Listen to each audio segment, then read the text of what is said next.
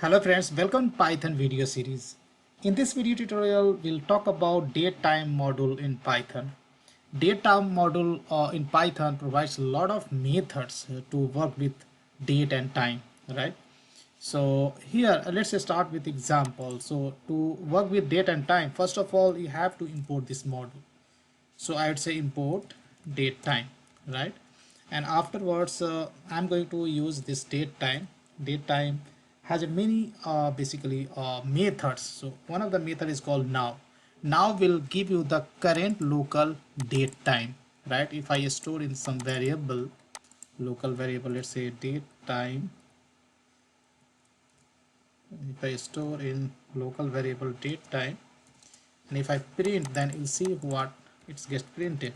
So here if I run, then here you can see it is printing year, month, date, hour, minute, and second in fraction as well, right? So even you can say it is basically capturing microseconds as well, right?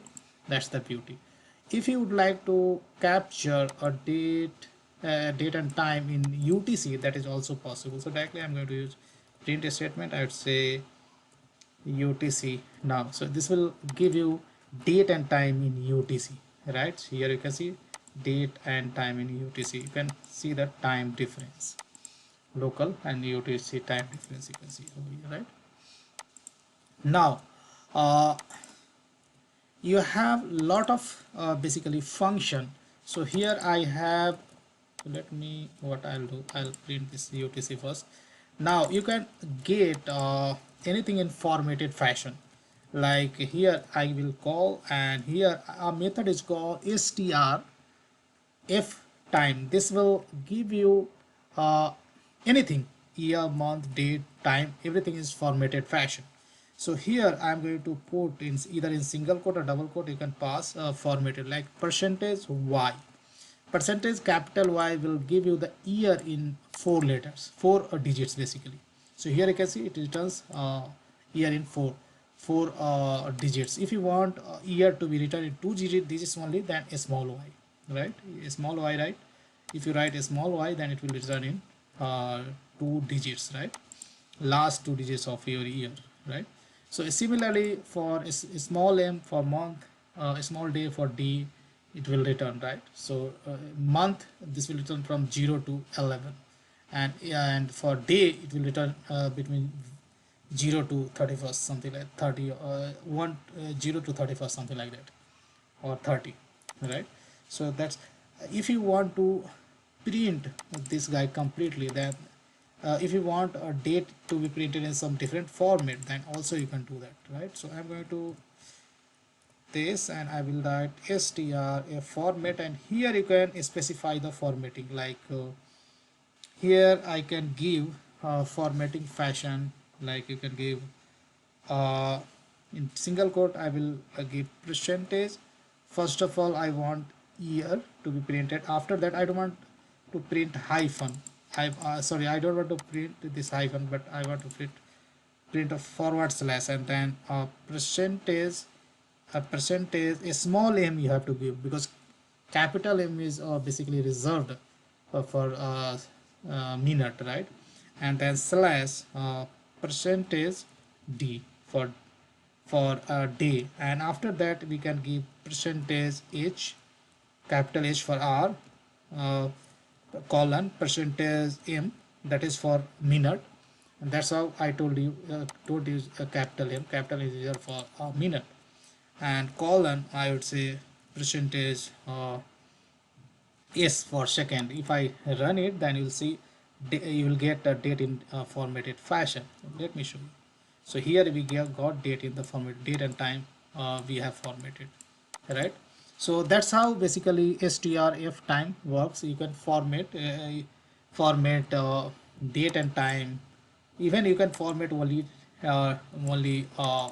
time as well. If you want to format only time, then you can give something like this, right? And it will give the time only out of date time. So here you can see only time has extracted. So that's how formatting works, right? Now now if you want to deal with only date, you don't want to deal with the date and time, then you can do from you can do from date time import, and you can only import date, right? So if you import date only, then let me show you. You have a date, and then you can get the today's date, right? If I run, then you'll get the today's date only, right? So if you look into the method, you'll get a lot of method inside the date as well, right? You can do, even you can format date as well as per your choice, right?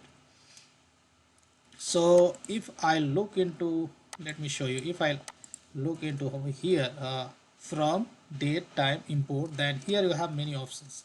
So this option already we have seen date time, then date, then you have a something is called time delta. If you want to get the difference between two time, addition of two time or subtraction of two time, then we use this one. If you want to deal only with the time, then this is the class you can use. Then we have a tz info. Tz info is kind of abstract class, right? If you look into it, is an abstract class. So if you want to use tz info, then you need to create a subclass by extending this class, so that you can deal with the some other time zone info, right? So that's how basically tz info works. Apart from that, you have a few, if you want to deal with the time zone, then you have a time zone, then max year and mean year, these are the just constant, right? Apart from that, if you would like to know some more details, then go to the Google, and here you can type Python date time Python 3 documentation. Python 3 is the latest version. If you go to over here, then you'll get the entire documentation, right? I was talking about the time delta. If you go to the time delta, it will give you the how we can use time delta. If you want to know about the date, right, date, how date objects works, then every detail you can get it over here. Apart from that, if you are looking for the details like date time, then you can click over here. If you want to uh, see how we can use tz info, then here you can go, right? Tz info, here you can see you have to define a subclass of tz info, because tz info is a completely abstract class, and after that you can capture information about the particular time zone, right? Now you have also formatting, how we can do the formatting, what are the abbreviation we will use, right? So here you can see percentage a, if you want to print weekday as local abbreviated name like in 3 letters, then you can use percentage a. Capital A is reserved for weekday, I mean weekday. If you want to print in full format, then you can use percentage a, right?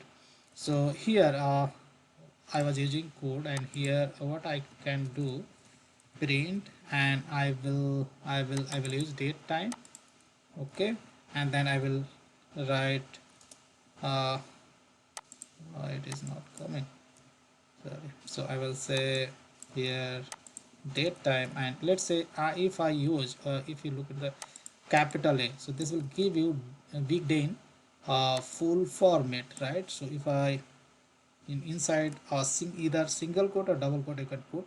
So if I put capital A, percentage A, if I run, then here you can see days is getting printed in full format, right? That's how you can use this abbreviation to format your date, right? So that's all I wanted to discuss in this video tutorial.